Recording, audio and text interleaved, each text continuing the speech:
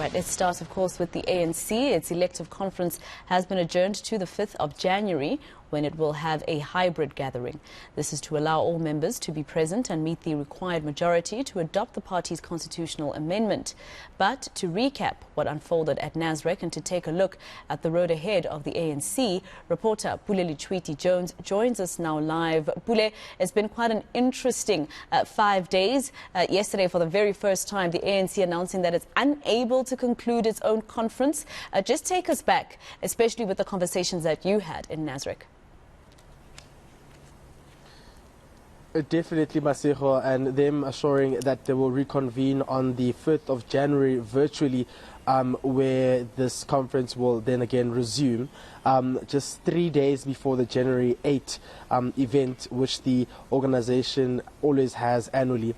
But you'd remember, just in the beginning, this is one, event that was marred by a lot of challenges in regards to the registrations being delayed, in regards to their systems experiencing, technical issues, and of course, load shedding impacting the operations of that day. And this is something the ANC has admitted to say, of course, was a huge challenge and had an impact on their daily operations. But just to also unwind and uncap and of course go back to what had happened, I'm joined by political analyst TK Po, who speaks to us right now. TK, I'm speaking to Masejo about what had happened in the beginning, and this just shows that this event, as much as it was planned properly on paper, but practically it wasn't. Yeah, no, thanks for having me. Yes, I think it kind of shows what people have been saying beforehand, that look, having the vacancy in the General Secretary's office was a huge issue. I know they had played it down, saying got everything in order, but I think just the Friday and I think the rest of the conference is it postponed, delayed? I'm not sure what the word the new Secretary General used, but it kind of shows that, look, there's capacity issues in the ANC. Oh. And when we speak about, what they can do next, do you think this is a time where technology needs to come in? I mean, I remember the Secretary General, of course, Mbalula, says this is high time to introduce technology and ensure that all systems are good.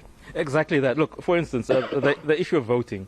You can actually do the voting beforehand. Credentials and voting you can do even a week beforehand, just in using simple cloud systems to make sure that it's secure, that it's not leaked or people get tampered with. Because I think that's probably the big worry for people. So technology does need to be used. And look, if the NCA, as I keep saying, needs to move into the modern 21st century, these are things which can easily be dealt with. And if they don't do that, then we just have to say, look, the ANC enjoys being an old organization and thinking and working like an ancient organization. Okay, into the commissions now.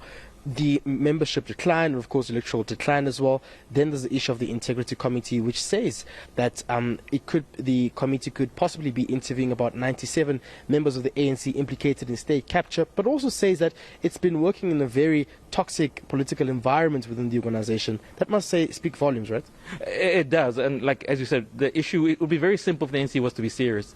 Those implicated should just be asked to listen. You really don't meet whatever new dawn I think people are speaking about. And also, look, I'm not so much worried about the decline in membership. I'm more worried about the quality of membership. And let's remember, I think President Thabo Mbeki used to say fewer but better. The key issue for the ANC is the electoral decline, because I think that's what they really should be worried about. But that speaks to people saying, we don't believe what you have currently works, and you need to improve upon that. So I think that really should be the key focus of putting your best foot forward for the Republic. And fast forwarding to today, NEC members to be announced. Masejo just saying, I think it's about over 200 members they've announced, obviously some nominated from the floor. What does this say? Does this mean now that the president actually has to beef up his capacity and will he have the support of those who will actually listen to him and ensure that they can steer the country forward?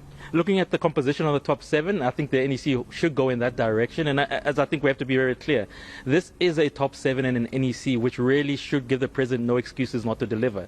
If the president fails to deliver, we cannot blame the NEC, and we cannot blame the top 7, because things look like they're going in his direction. And look, I think what we really should be worried about, or what we should maybe look for the top 7, the NEC to look about, is, does it look different in terms of skills? Is it people who are going to bring something to the ANC, or is it people simply going to say, oh wow, that's just another name? If it's just other names who are really just going into there, then the ANC is in the same problem they've been having for the last decade.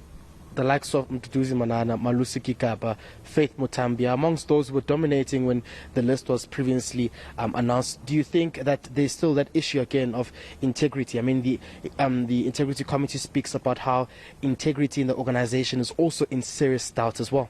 It is an issue, but I'd also expand the names to say, let's say anyone who's implicated in the state of capture, which speaks to people like Ms. Nomvula Mongonyana, even Gwede Mantashe himself. So it's an issue of saying if they were really serious, they would really have to be new people with looking at the key issue of do they have skills to make the party and eventually make the party look good to the electorate. Corruption is threatening the future of the organization as well as its well-being. Those are the remarks from President Cyril Ramaphosa during his closing address yesterday. Surely this must be a concern. I think it's been a concern for the ANC for the last decade or so. I understand the issue of corruption. I actually think corruption is probably one of the easier things to deal with, which is simply use the rules of the organization to get rid of those people that put the institution into disrepute. And above that, I think it's just the issue of getting the right people who, look at someone like who's Ms. Gwen Ramagopa, who's known to really be, a soldier of the ANC. Get those people to really lead the organization, especially the internal capacity well. You do that, get types of people like that going well, the organization then should be in a better footing.